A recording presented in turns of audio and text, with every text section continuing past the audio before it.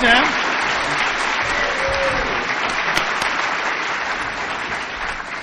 Good evening, everybody. My name is Jeff Van Lanningham, and I'm an alcoholic. Through the loving grace of God, actions taken in Alcoholics Anonymous, both sides of sponsorship. My sobriety date is March 16th, 1992. And I'm delighted to share that with you because I know what my own sobriety date, because I once upon a time quit drinking on my own for a year. And the longest I was able to put together was 2 weeks. So I know what I get when I'm by myself, and I know what I get when I'm with you. I want to thank the committee for asking me here. I want to thank Sam, who's disappeared on me. I want to thank Sam for hosting me and taking such good care of me. I want to congratulate the young lady who got the book with 2 days.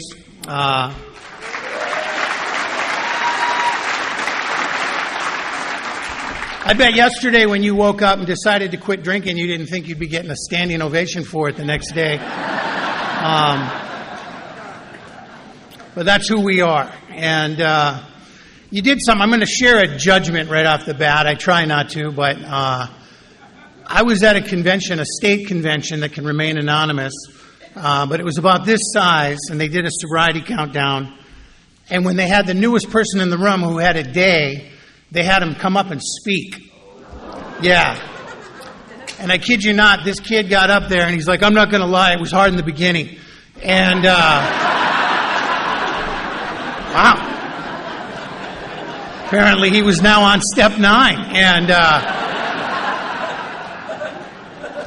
so aren't you glad we didn't do that to you, ma'am? I want to get something out of the way before I really get going into my share. I've had a lot of people ask me about this, whether or not I flew here. And if you don't know, I am a terrified flyer. Hate to fly, and I have a lot of trouble with it. And I'm happy to tell you that I did fly here. Yeah, well, don't clap. No, it wasn't. It was ugly. And but what I do when I fly, the book is very clear on what we do with fear. We ask God to remove our fear and direct our attention to what He would have us be. I often miss that second part of the prayer. I just ask for the fear to be removed and then get mad. God's not doing what I want. And I have to ask my attention to be turned to what God would have me be. And usually what God has me be is of service to His kids. So when I fly, it is top of mind for me to try and combat this fear, to be of service to people. So I'm getting on the plane, and this flight attendant's got this tray of drinks, and they need to serve first class. God forbid they don't have their drinks. And no one would let him in. He had this pained look on his face, and I'm watching this as I'm getting on the plane, and I thought, I'm going to help this guy. So I stop, and I'm like, you do your job. And hold the whole line up, I don't care. And so he goes and he serves them all, and he comes back and he's got this appreciative look on his face, and he says, sir, your gift is you get free champagne this entire flight.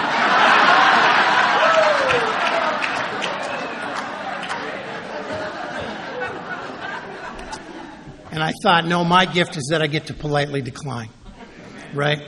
That's what you've given me, is the ability even in abject terror to not have to turn to a drink, and I'm forever grateful for what you do for me. On that plane, by the way, as an aside that doesn't really have anything to do with anything, I got on, I thought, I've been of service to someone now, I'm sure this flight's going to be fine. The pilot gets on, I kid you not, and he goes, folks, I'm not going to lie, this is going to be a really bumpy flight. And we're flying into Nashville, and they've got thunderstorms, so we're probably going to end up circling around for a while. And I'm like, what the hell? Desperate to be of service to someone. I wanted to get on that mic. It's like, is anybody having trouble quitting drinking on their own? Come see me in 15C. We'll talk.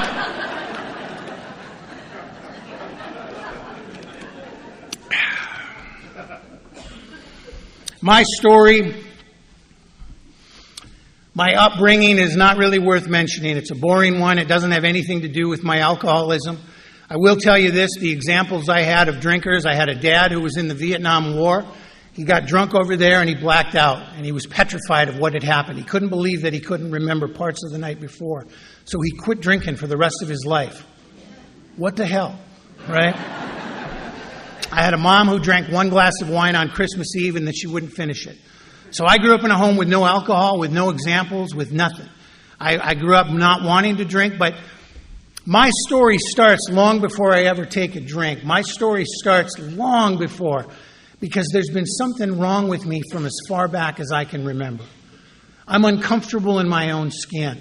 I feel inadequate to everyone that I meet. I walk around comparing my insides to other people's outsides, and I always come up short. I have all of this anxiety and all of this fear, and I don't know where it comes from. I have guilt, and I don't know what I'm guilty about. I seem to feel emotions intensely.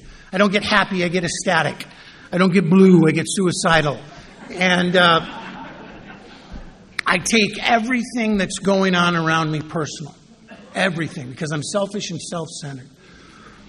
I'm sensitive, right? And I'm a weird kind of sensitive. I remember meeting a counselor. I've been meeting counselors and doctors all my life. And I remember meeting this counselor, and I was telling her, I'm so sensitive and my feelings get hurt all the time. And she's like, that's very normal. When people say mean things to you, obviously you would get your feelings hurt. And it's like, yeah, but nobody's actually saying anything to me. I just sense that they want to. I have the ability to determine what people really mean based on their looks and tones of voice and body language.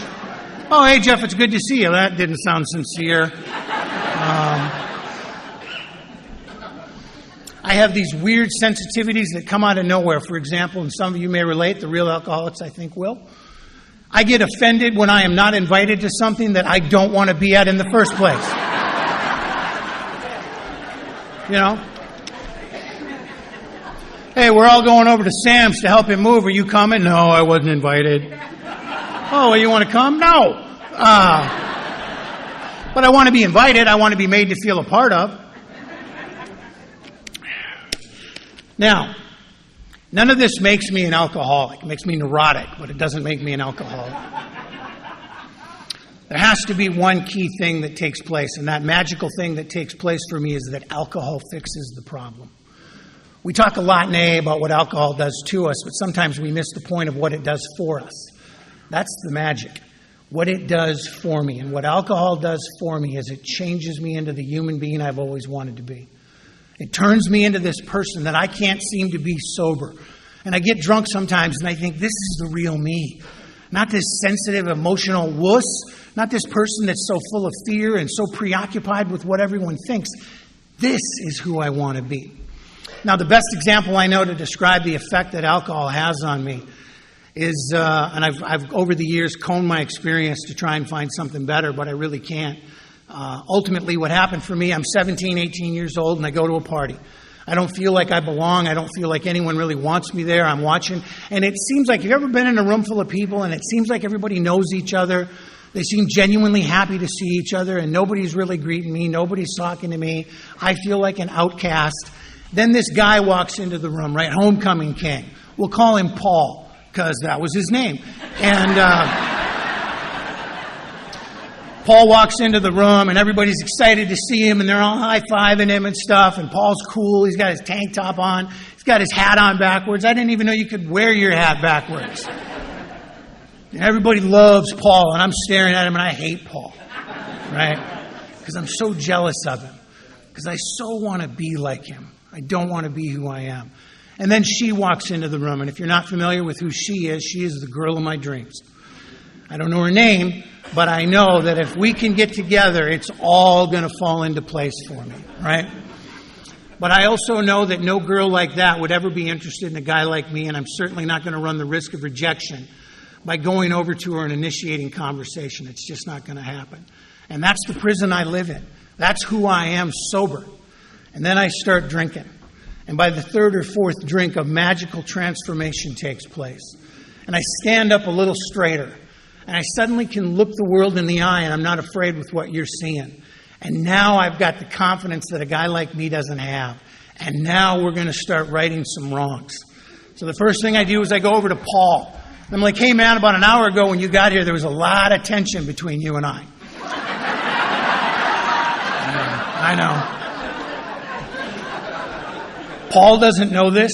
Paul, oh, were you that neurotic fool in the corner having an imaginary war with me? Yeah, that's me, buddy. And I let Paul know if he's looking for trouble. He found it right here, baby. Woo. I'll tell you what, that's a freedom right there. Leave him befuddled because I've got other things to do, and I go over to her. And I let her know, listen, I'm picking you tonight, honey. I could have anyone I want at this party, male or female. And I'm choosing you. She doesn't seem to reciprocate interest in me. I'm not bothered by that at all. I lock her in a bathroom until she comes to her senses.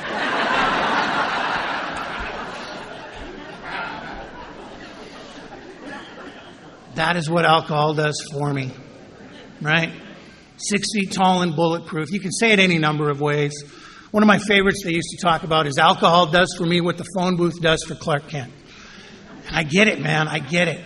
Alcohol puts me on top of the mountain for a little while. Now, I noticed early on that I seem to drink abnormally. When I start to drink, I don't seem to have an off switch. When I start to drink, I get thirstier. And I get drunker than I plan to get. One of the things I had in common with every time I went out drinking is I always went out with good intentions. And those intentions were, I'm just drinking to get there. Real alcoholics in the crowd, you know where there is. If you're sitting next to an Al-Anon, tell them. I got to say, by the way, as a side note, I love Al-Anon. My wife is about to celebrate 20 years in the program of Al-Anon. It has done so much for our family, so much for our kids. I'm indebted to them, and all we do is poke fun at them. I will say this about Al-Anon, though. Sometimes people get the idea that we're one big fellowship. AA, Al-Anon, we're all here together. It's one fellowship, and that's not true. AA World Services is very clear on that, as is Al-Anon World Services. But if you think we're not the same, if you think that we're different, I will show you some proof. The proof is in our literature. We have as Bill sees it, and they have Lois remembers. Right?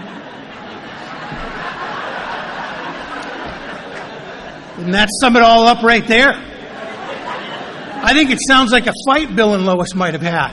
Well, this is how I see it, Lois. Well, you were drunk, Bill. I'm writing a book. Well, I'm writing a book. And, by the way, that was a dead-on impression of Bill and Lois Wilson. Anyway, so I'm drinking, and I drink abnormally, and there seems to be something wrong with me, but I'm always convinced that I'm going to get on top of it. I'm going to find the right combination. Maybe I shouldn't drink with those people. Maybe I shouldn't drink tequila. Maybe I shouldn't drink at home. Maybe I should only drink at bars. I'm going to figure it out. And away I go. And for a long while, alcohol was doing something for me, and it was beautiful. I mean, I'll tell you, alcohol probably prevented a teenage suicide in my experience. It really did. But at some point, it starts to turn on us, and our solution becomes our problem. And my solution started to become a problem, although I didn't know it. When people started coming out of the woods concerned about my drinking, I would you don't understand. You don't get it. And that's the way I felt. And I believe that to my very core. To my very core, I believe that.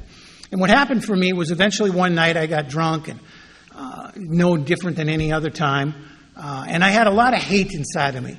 And I called it venom. I had a lot of venom inside of me. And I'm very spiritually immature. And I have this mentality that if I can't feel better, then I want you to feel as bad as I do. And I started trying to hurt God's kids. On that particular night, I started insulting everybody and doing all this stuff. And eventually it got to be where there was everyone on one side of this party, and I was standing over here by myself. And this girl stepped forward, and she's like, "What's the matter with you?" And that question stopped me dead in my tracks. I remember looking at these people, and this girl's crying because of what I said. This guy's doing this because he wants to fight based on what I said. And I didn't want any of this to happen. I came out tonight just to take the edge off, just to round the corners off a life that feels too painful to live. That's all I wanted. But something else happened to me, and here I am, drunk as a skunk again, saying things I don't want to say, doing things I don't want to do, going places I don't want to go, and hurting people I don't want to hurt. But the best answer I had that night was, I don't know. That's what the truth inside of me was. I don't know what's wrong with me. Now, years later, I would join Alcoholics Anonymous. I would eventually get a sponsor.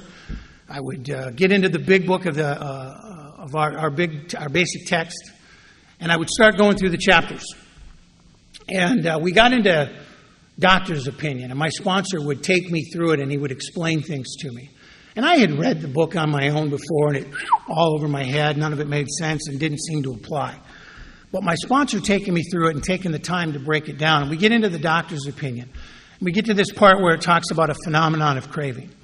My sponsor would be like, you understand what a phenomenon is, right? Now, I don't know how you answer a question that you don't know the answer to, but this is how I do. Yeah, I know. I don't want to look dumb and have my sponsor not like me, and God forbid I be honest. And he's like, okay, well, what is it? And I'm like, well, you know. And he's like, yeah, I know. I'm asking you if you know. So when I'm finally pinned into a corner, I'm like, well, it's a phenomenon like UFOs or Bigfoot. And my sponsor would roll his eyes at me. He'd roll them way back in his head. And he'd be like, no, we're not talking about UFOs or Bigfoot. He said, we're talking about this physical sensitivity to alcohol. The idea that when you drink, the drink takes another drink.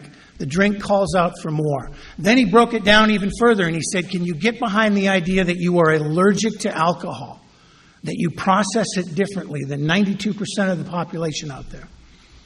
And I'm like, God, that makes sense. Yeah, I can get behind that. I like the idea of an allergy. Let's break that down a little more for people maybe who are new.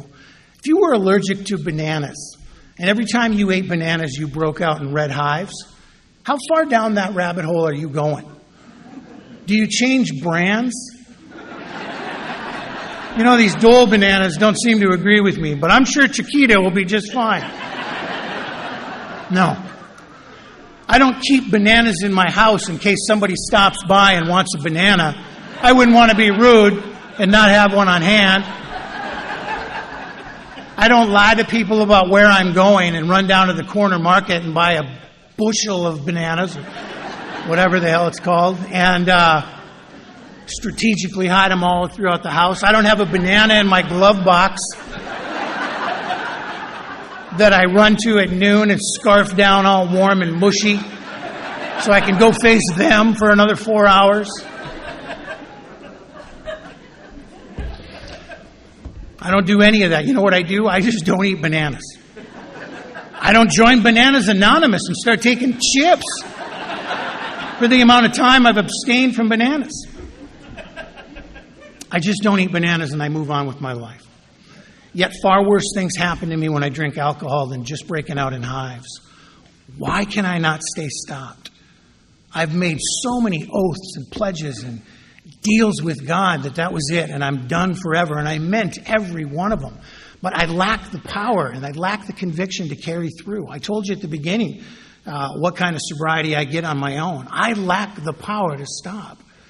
And so why can I not stop drinking? And my sponsor explained to me that we'd moved into this second phase of my illness, which is the mental obsession of the mind to drink alcohol. Now, I was an arguer with my sponsor. I argued a lot. And I told him, I'm like, I don't have a mental obsession of the mind to drink alcohol. I don't think about drinking all the time. And he's like, that's not what we mean. We don't mean to say that you think about drinking all the time. We mean that you have a mind that over any given period of time will start to black out all of the reasons why you're not supposed to drink for the insane idea that it will be different this time. Man, do I get that. I've lived it. So have you. We've all can add to that story of stupid things we've done. I one time was on a kick. I was telling everybody that I was done drinking for my entire life. It was always my entire life, by the way, too. It was never one day at a time. I'm never drinking again. And I just setting myself up to fail. And I told everyone who would listen to me that I was quitting drinking. And is it hot in here? Or am I having a stroke?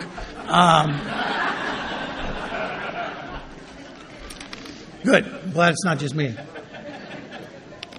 I'm glad you're sharing my discomfort. See, I'm still spiritually immature. And now I forgot where I was. Mental obsession of the mind. I told everyone that I was going to quit drinking. And we were going on a road trip to Minneapolis from Fargo. I live in Fargo, North Dakota. And we were going down. Yes, I saw the movie, by the way. For the 25 of you that are going to ask me in line if I saw the movie, no, I was not in it. I wish I was. We were going to Minneapolis, and I'd gotten in the car, and I'm sitting next to this cooler full of beer. And the minute we got out of town, I grabbed my hands in there and I got a beer in my hand. And my buddy's driving and he's like, "Hey man, I thought you quit drinking." And I'm like, "Yeah, not on road trips." And that made perfect sense to me. Perfect sense. I mean, you don't quit. You quit at home, but you don't quit under these circumstances. So I have this mind that leads me back to drinking every single time. Usually for me what happens is that sobriety becomes unbearable. I can't stand the fear. I can't stand the lack of hope.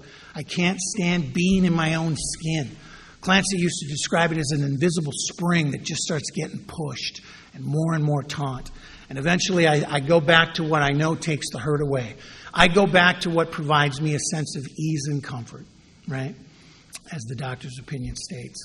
So I have this mental obsession of the mind and this physical sensitivity to alcohol. In and of itself, that's enough to kill me. And I've not yet gotten to the third part of my illness, which is the spiritual malady. The idea that I am disconnected from something that I cannot be disconnected from. There's something missing in my life. It's been missing my whole life. God didn't go anywhere. I just turned my back on Him. And I've got all these defects of character and all this ego and all this pomp and all this stuff that blocks me off from Him. And I don't know what to do about it. And as long as I am disconnected from God, I will always return to my natural state sober. Natural state. So you have to understand that for me just to quit drinking, I don't get better. Maybe for a couple days it's fun, but I don't get better just not drinking. There's something else that starts to take over. And for me, my natural state sober is increased feelings of restlessness, irritability, and discontentment. I'm restless in the sense that this isn't the life I'm supposed to be living. I'm not with the right person. I'm not at the right job. Something needs to change, and I don't know what it is. I'm discontent in the sense that everything loses its shine. And again, being spiritually immature, I don't like things when they lose their shine. I love things when they're new. Love them. I love jobs for the first couple months. I love relationships for the first 6 weeks. I buy a new car. I think it's awesome for a month or so because I feel better about myself. Whatever the case may be, but everything loses its shine. And when it loses its shine, I go, that ain't it either. Thought it was, but that's not it either. I bought a car one time. Bought this little red car, and I was driving around. I loved that car, and I was tooling around in it, and I felt just closer to God.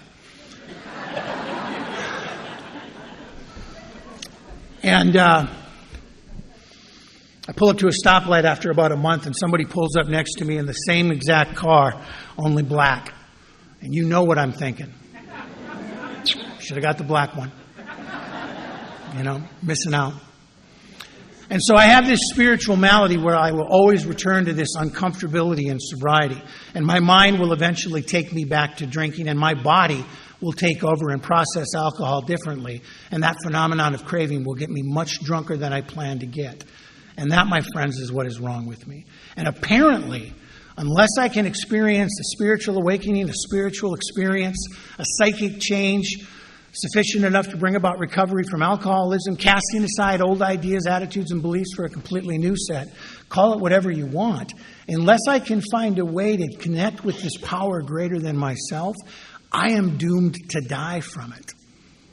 That's what's wrong with me. And so when I was standing in front of that girl that night at that party, and I was always thought if I was armed with all that knowledge, you want to know what's wrong with me? And then rattled all that off, how impressed would they be with me? But I didn't have that knowledge, and I just continued to drink. And I move into a phase of my life where alcohol starts to do things to me. And what that means is I start to get into trouble. And I've had a lot of little God nudges. A God nudge is when something happens and God's like, "I think you need to take a look at your drinking."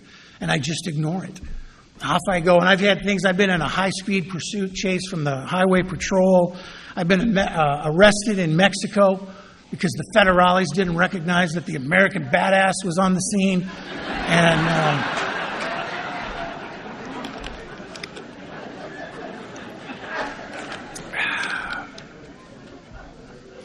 I've attempted suicide twice. I've had a lot of things happen. One of my suicide attempts, by this time I'm in college. It's all going to be different in college now, right? I'm going to buckle down. That was always my battle cry. I'm going to buckle down and apply myself because I have a lot of potential. And so I've been told. By the way, I made the mistake of telling my sponsor I had a lot of potential.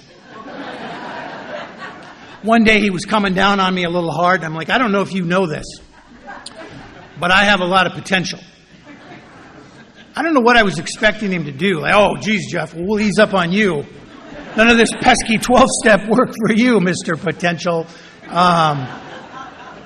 But my sponsor got real interested. And he's like, do you? He said, do you understand what potential is? He was always asking me the meaning of words. And I'm like, well, no, I don't exactly know, but I know I have a lot of it. And he's looked at me, nodded, and he's like, potential is unused energy. That's what you're bragging about, Jeff. You have a lot of unused energy. Well, it doesn't sound as good coming out of your mouth as it did in my head.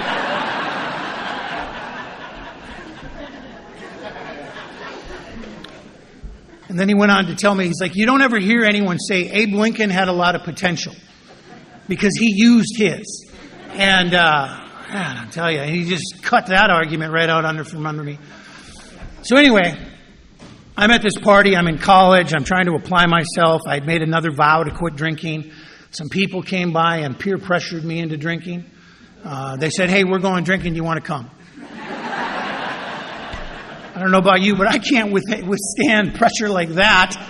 And off I go. I get drunk, nothing new. I'm standing there. She walks into the room, another her. And I was right at the top of the mountain where alcohol puts a guy like me. And I remember looking at her, and I'm like, go over there and talk to her. And as I was walking over, another voice said, you need to tell this girl your story, the long, unedited version. And so by the time I got to her, I remember I started telling her, I'm like, look, listen, I'm depressed a lot, and I think about suicide a lot. That's my opening line. But now that I've met you, I'm not going to do anything stupid. And, I got to get sober. And so she eventually looked at me and she said, hey, listen, you scare me and I want you to leave. And wasn't the way I saw that night going, let me tell you. So another symptom of my alcoholism is I tend to overreact. And I'm like, oh, you want me to leave, huh? I will go home and kill myself. Ha ha!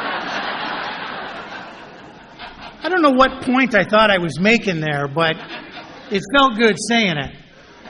And as I was walking home, something just snapped inside of me. I call it the light went out. My candle went out. And from the candle ceremony on Thursday, if you were here. And I just decided I wanted out. I wanted to be gone. I got home and I took a handful of pills and sat down and I waited to die. And a buddy of mine had followed me back from the party. He came in and he's like, hey, I need to know what you did. And I told him, I said, I took a handful of pills and I'm waiting to die. And he's like, Jesus, Jeff, do you realize what you've done? I'm like, what? He's like, you have to talk to a priest. If you don't talk to a priest, your soul won't be admitted to heaven. And I was so drunk that made sense, right? Oh, my God. You're right. And we took off. He's like, well, I know there's one at the hospital. All right. Yeah.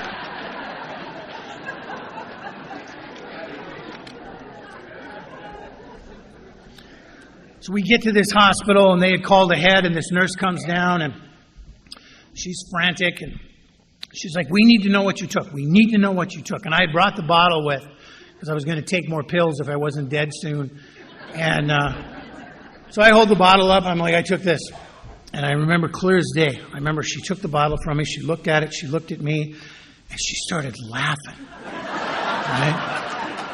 And I remember, as drunk as I was, I remember thinking, this is unprofessional. This is not the way they train these nurses to act. This is a sad, sad day. Man of my potential is leaving this world. And she held up the bottle. She's like, Jeff, what you took were vitamin C tablets. And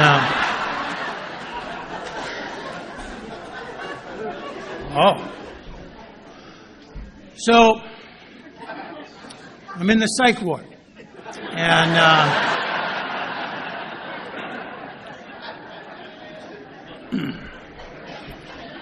and I told you, I'm a guy that doesn't measure up. I don't even measure up in the psych ward. I remember talking to this guy. I'm like, what are you in for? He's like, I have the ability to communicate with fish. That's solid, my man. You belong. How about you? I OD'd on vitamin C.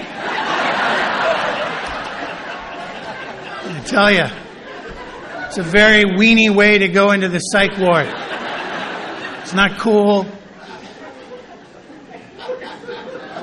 And I just continued on. 33 years ago, I found myself walking the streets of Fargo. I was meeting a shrink and an alcohol counselor and a therapist. I'd been to treatment. I hadn't even mentioned that. I'd been to treatment. I'd tried Alcoholics Anonymous. I don't have time to get into that, but I judged my way out of the first meeting I went to. And I was dying. And I was alone, and I didn't know what to do. And I started praying to a God that I didn't believe in. And I will tell you right now that I cannot utter the prayer that I said from this podium because it was so laden with profanity. It's all I did is swear at God. Why not one of your kids too? Where are you? Help me. And thank God that my God doesn't care what I say. He just cares that I communicate with Him, that I make contact with Him. You know, one of the things in the Big Book, one of my favorite things in the Big Book that it talks about, when it talks about step 11, is it talks about pausing when agitated or doubtful. I don't know about you, but I spend most of my day agitated or doubtful. What the hell's going on? And what's up with this guy? And agitated or doubtful, which tells me that I should be thinking about God a lot throughout the day. My sponsor used to say that whatever you thought about the most today is your higher power. If it's some weird higher powers, let me tell you. But I was walking the streets and I prayed to a God that I didn't believe in. I got drunk one last time and I woke up with this deadly fear that I was going to die. And I did what any tough guy does when you're backed into a corner. I called my mom. I called my mommy, and my mom was extremely calm, which was very unlike her. She said, we're going to make some calls, and she got me into a treatment center. And in that treatment center, they introduced me back into the rooms of Alcoholics Anonymous. I came here at the age of 21. And my friend Alexander's 21 and sober, yes. And I came here and I sat. I didn't want to be here. I didn't think I belonged. You know, if you're new, I'll tell you the two gifts you get in Alcoholics Anonymous. To the young lady who got the book, to my friend Alexander, to anyone who's new. There's two things that I hope you get tonight. The first is the gift of identification. Oh my God, what a powerful gift that is. This idea, I've walked around and felt so unique, so different, so alone. And I came here and I did the most powerful thing that a guy like me could do. Shut up and listen. I don't need to be talking when I'm new. I don't have anything to say, as my sponsor would quickly tell me. And I listened to you and I started to identify. And that day came where I started to think, well, I did that. I drank like that. I felt like that. I do all the things that you do. And if you're an alcoholic, maybe I am too. There's magic in that process. And if I can get that gift of identification, I can quickly get the second gift, which is hope. You know, to the lady who, hope's a funny thing. And to the lady who got the book, I hope you find hope in this weekend. I really do. I hope you sit and you realize, hey, I'm just like these people. And maybe if I do what they do, I could have what they have. And that's exactly what happened for me, is I identified with you, and then I got hope. Maybe I could stay sober. Maybe I could actually want to be sober. Man, there's a foreign concept. And so I looked around the rooms at what people who seemed to enjoy sobriety were doing, and one of the common denominators that I saw was sponsorship. And so I went and I immediately got a sponsor. I got a home group. My sponsor got me into a home group. I got a home group. I got a commitment at my home group. I got involved in Alcoholics Anonymous. And as I told you earlier, my sponsor started taking me through the big book of Alcoholics Anonymous, which I found out the instructions on how to work the steps had been cleverly hidden in this whole time.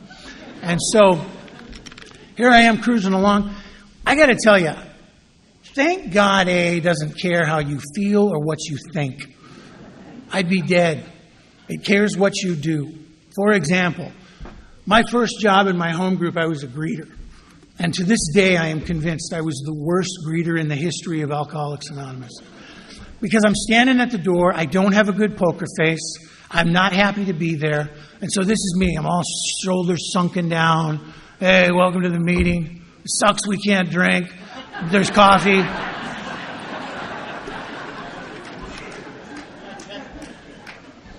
But I'm doing the right things. My sponsor would trick me into things. He'd say things to me like, hey, we're speaking at the hospital on Saturday night. Why don't you come with us? We really need you, Jeff. And I'm like, all right. He's like, okay, meet at my house at 5. Now, the meeting's at 8 o'clock. It seemed a little early. But I assume we're going to go down there and greet for 3 hours like idiots. And we get in the car, and we take off out of town. I'm sitting in the back, middle, hump. And the older crowd knows what I'm talking about. I'm sitting in the back, middle, hump. And I'm like, hey, I thought we were speaking at the hospital. He's like, yeah, we are, but it's in Bismarck, 100 miles away. And I'm like, oh, God. And it's Saturday night, and I'm sitting in this car, right, with these idiots from AA. And I'm thinking to myself, my life couldn't possibly get any worse. I was wrong. Chris is sitting up front. And Chris, as we get out of town, he turns around, he's like, hey, everybody, I've made up a game we can play on the road. This is going to be bad, I can tell already. And he pulls out a copy of As Bill Sees It. And he's like, I'm going to read from As Bill Sees It, and then you guess what the reading is from. Is it from the big book, the 12 and 12, a letter Bill wrote, man? Who knows? And I'm in the back, and I'm thinking to myself, this is where I draw the line. Whatever little bit of integrity I have left, absolutely not. I refuse to do this. You pull this car over right now, and you let me out in the ditch, because I am not sitting here playing the what the hell did Bill write this in game. No.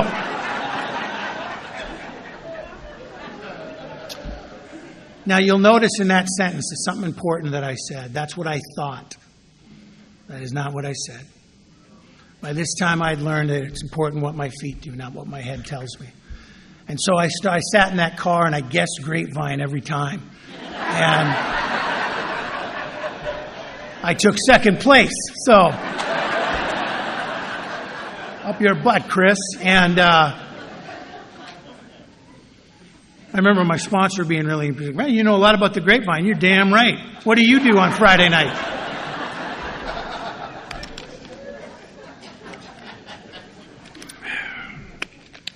I bought into Alcoholics Anonymous. I got to be a year sober. I'd never been a year sober. I never thought a guy like me could. I bought in. I went all in. I started doing this thing to the best of my ability, and I made a lot of mistakes, and I've had a lot of kooky ideas over the years. But in the last 33 years, I've been in the center of Alcoholics Anonymous, which is where a guy like me belongs. And my life has developed up around me as they told me it would. When I was 2 years sober, I met a girl who had what I've been looking for all my life, which is an interest in me. It's a really attractive quality, and we started dating. Eventually, we got married. We had a big AA wedding. Everybody in the wedding was in Alcoholics Anonymous. Even the flower girl, who was 5 at the time, she's now in AA. I blame myself.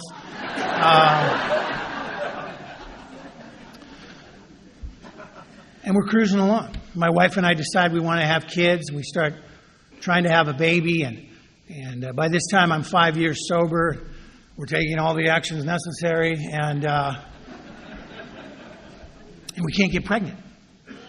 And meanwhile, by this time I'm sponsoring 8 or 9 guys, something like that. They're all having children out of wedlock, unwanted pregnancies.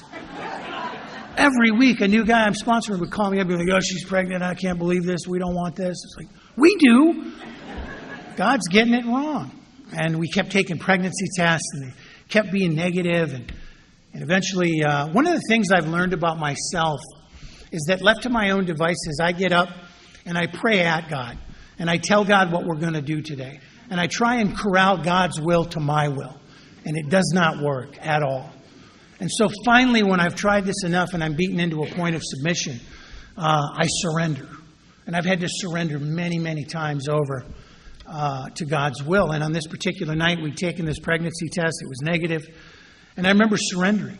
I remember going to God in prayer, not demanding a child, not demanding, hey, I'm active in AA, you should do what I want. But just accepting the way things were, that it doesn't seem like we're going to get pregnant. And I'm okay with that. And we'll start to look at other options. And maybe we'll adopt, or maybe we'll get a dog. I don't know. We'll do something. And it's going to be okay, and I accept your will. And I was surrendered. And as it turns out, just shortly thereafter, my wife's like, oh my God, we just hadn't waited long enough for the test, and it turned positive. And we got pregnant. We had a little boy. My son's name his middle name is Wilson, after Bill Wilson. 17 months later, we had a little girl. My wife, who doesn't understand the importance of AA, vetoed the name Abigail Dr. Bob. And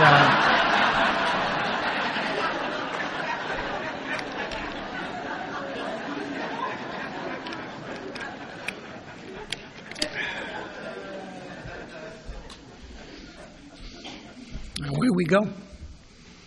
And life is in session. I've had a lot of cool things happen to me as a result of Alcoholics Anonymous. I've also had a lot of bad things happen. You know, one of the things, my favorite line in the big book of Alcoholics Anonymous talks about in Bill's story about simple but not easy. A price had to be paid. It meant the destruction of self-centeredness. Sometimes you hear AA is for fun and for free, but that's not true. There's a price that needs to be paid, the destruction of self-centeredness. Not the lessening of it, the destruction of it. That's a high price to pay for a guy like me. That's a big deal, because everything in Alcoholics Anonymous goes contrary to my instincts. I am selfish and self-centered, and AA asks me to be selfless. I am full of fear, and AA asks me to be courageous. I am self-seeking, and AA asks me to serve others. I like to drink, and AA asks me not to. Everything within me is opposite of Alcoholics Anonymous. And so to come here and do these things that you suggest and that we do, not always easy. It's not always easy, but so worth it. So worth it to live a life beyond your wildest dreams. And I used to think to myself, that must mean I'm making so much money and my wife is this, looks like this, and all these. That's not what it means at all. It means that I have contentment. It means that I have hope. It means that I can ride out the certain trials and tribulations and low spots that lie ahead. And I've had them happen. I've lost both of my parents in sobriety, and I've stayed sober through that, held both their hands while they died. I've lost jobs as an active member of Alcoholics Anonymous. I've been terminated from jobs that I didn't think were fair or right. We've had sickness and illness and just all kinds of different things. And all throughout it, I've stayed sober and I've stayed here. My beliefs in Alcoholics Anonymous need to be written down in pencil, not chiseled in marble. They used to be chiseled in marble for me. I used to be a guy who would stand up here and tell you how it was. This is how it is. And, you know, we're egomaniacs with inferiority complexes. Not that long ago, I'm embarrassed to tell you, I wish this was something I could tell you when I was 2 years sober. This was like 6 months ago. I was going through this phase where I felt ineffective. I didn't feel like I was helping anybody. And I was talking to my sponsor about it. I'm like, I don't feel like I'm helping anybody. I just don't feel, they ask me questions and I don't know, pray, read the book. I mean, you know, I'm giving them these generic answers. And I don't know. I don't feel like I'm helping anybody. And my sponsor's like, get on the front line, find a newcomer. So I go to my home group and I find this newcomer and he asks me to sponsor him. And I remember my thinking switches on a dime from feeling ineffective to thinking, this guy's about to do the steps right. And egomaniac with inferiority complex. And despite my personality flaws, despite my defects of character, I've come to believe and build a relationship with the God of my understanding who has carried me through and to above and beyond and more things than I could ever have dreamed. You know, I used to hear people say if I made a list when I got here of everything I wanted, I would have sold myself short. I used to think, God, is that really true? Absolutely. Absolutely, it's true. Because we don't know what to ask for. I don't know to ask for contentment. I don't know to ask for joy. I would have just asked for a bunch of stupid material things that do not fix this inside of me. See, I've been walking around with a God-sized hole inside of me all my life. And I've tried to fill it with money and women and booze and drugs and you name it. I've tried to fill it, but it doesn't work. The only thing that works for me is God. And I found him here because I can hear you. And who are you? Right? Let's talk about the members of Alcoholics Anonymous. There's lots of organizations that have powerful messages of how to connect with a power greater than yourself. That's not anything unique to Alcoholics Anonymous, but I don't hear them. I hear you. Who are you? Who are the people that my God chooses to use? I'll tell you a story. 5 years ago, I turned 50, and I went in for a colonoscopy because that's what you're supposed to do. And I'm sitting in the waiting room, not really, it's just a daily, thing that you do. It's not a big deal. And it just so happens a guy I sponsor walks in. He's a nurse in this particular ward, and he's like, hey, I just got called in, and I'm going to be your nurse. And I'm like, oh, that's cool. What a little God coincidence, whatever. And what makes it even a little more unique is that he had once upon a time lost his nursing license for getting liberal with the samples and self-medicating. And I had sponsored him through this process of getting his nursing license back. And now he's going to be my nurse, which is really cool. So we go in for the procedure, and they put you under, and I get out, and I come back, and the doctor's standing there, and he's like, we don't like what we saw. And you start hearing things that you don't want to hear. And he's like, we're going to do a biopsy, and we believe there's cancer, all these different things. We're going to have to do surgery, and blah, blah, blah. And it was terrifying, absolutely terrifying. And so that night we're getting ready, and I'm at home, and my wife and I are getting ready, and I'm getting dressed for bed. And my wife looks at me and she was like, oh my God. I'm like, now what? She's like, I think you better go look in the mirror. So I go and I look in the mirror, and this sponsee of mine has written his name and a heart on my ass.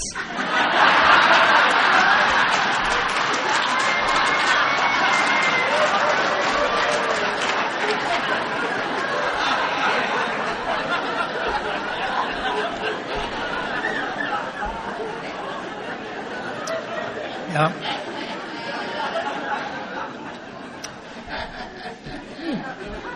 I'm just going to pause this talk for a minute and break that down a little more. Think of the demented mind. He's in the room with me, seeing on this screen and hearing from the doctor, oh, it looks like he's got colon cancer. Bet that's going to be scary. I know what'll cheer him up. My God.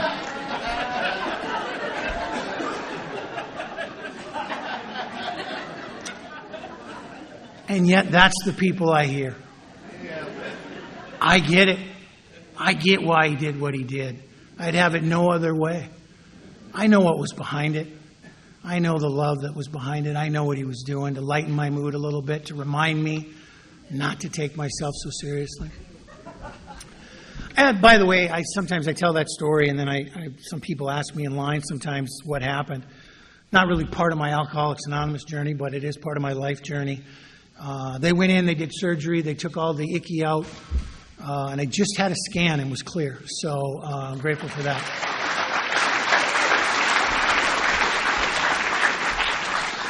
3 years ago, I was sitting at home enjoying my life. By this time I'm cruising along. I'm 30 years sober at the time, and everything's going good. Not a cloud on the horizon. My daughter comes over, little Abigail, Dr. Bob, and she comes over and she said, Dad, I want to talk to you. And in essence, she tells me that when she starts drinking, she can't stop. And when she tries to quit, she can't stay stopped. And alcoholism was back on our front porch again. And so I do what I'd been trained for this my whole life. I knew exactly what to do, and I packed her up in the car, and I took her to my home group. And she was willing to go, thank God, and I bought her a big book, and I wrote a little inscription down, and I suggested to her that maybe she would want to get a sponsor. And I watched her make that long green mile walk that it takes to walk across the room to ask someone to be your sponsor. And she asked this little girl who I knew. I had watched her sober up. She was like 6, 7 years sober. I'd watched her come into AA. I'd watched her grow. I approved of the choice. So she asked this little girl to sponsor her, and I walked up quickly thereafter, and I said, how can I help? You know what this little girl said to me? You can stay out of mine and God's way. And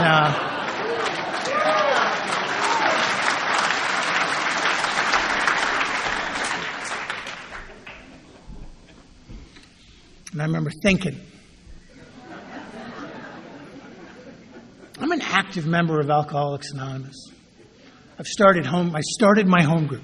I've started conferences. I've spoke places. I've done weekend retreats. I sponsor a bunch of guys. I can help. This is my baby. I can help. But I can't. I got to step back and let you and God take care of my child.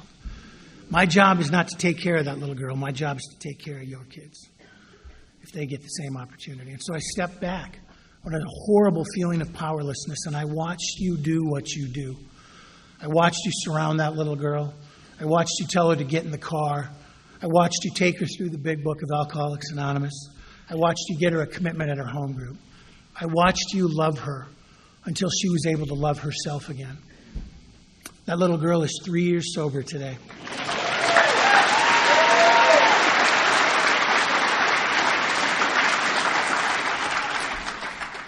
We talk about doing Alcoholics Anonymous. When I was young and on fire, we used to say things like, I want AA to abide by the traditions so that it's here in case my kids need it.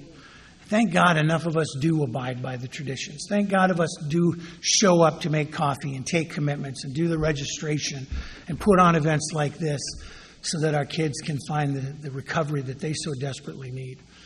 I was grateful to you long before you saved my daughter's life, but I can't even put into words what I feel now. Years ago, I got on this kick one day. I was just thinking a little too much. And I started thinking about the phrase happy, joyous, and free. And I understood what freedom meant. Freedom from the bondage of self. Freedom from the desire to drink alcohol. I'm comfortable with freedom. But happiness and joy sound a lot alike. And I wanted to know the difference because I wanted to make sure we're getting three things. So I started asking around. I'm selfish. I started asking around, what's the difference between happiness and joy? And not a lot of people knew. Finally, some old-timer told me, you're going to know it when you see it. Not helpful, but okay. But he was right. That year at Christmas, my son, who was probably about 15 at the time, had wanted this laptop. He wanted this Apple laptop for Christmas. And we told him it was too expensive and we weren't going to get it and blah, blah, blah. But we actually did get it, and we wrapped it in an oversized box to throw him off the scent. And it's that gift you put in the corner, and it's the last one that you open, that kind of thing. And when the moment came for him to open that gift, I remember when the realization that he got the Apple laptop came over his face, it was pure happiness. Pure happiness. And then I looked at his mother watching him, and it was pure joy. We get both here. We get to be happy. Sometimes things go your way. Sometimes every light is green. Sometimes the boss calls you in to tell you good job. Not my experience, but I've sponsored guys. Sometimes the person you love loves you back, right? But we get to have joy. I would have never known to ask for it. I would have never known that I could be genuinely happy for someone else's success. I've been so petty and stupid my whole life, I've missed that kind of stuff. You opened my eyes to that. You showed me how to not only be happy, but be joyful. And so today I stand before you truly happy, joyous, and free. I was thrilled, as I'm sure many of you were, that feeling you have when that woman got up here to get the big book of Alcoholics Anonymous. It's magical. It's absolutely magical. When I have a talk with my friend Alexander, and he's so excited about 7 months, it's magical to me. Because I sometimes can start to take the years for granted. And so I've got to be talking with people to remind myself just how precious a gift this is. So my hope for you is that you are happy. My hope for you is that you find joy. My hope for you is that you are free. God bless.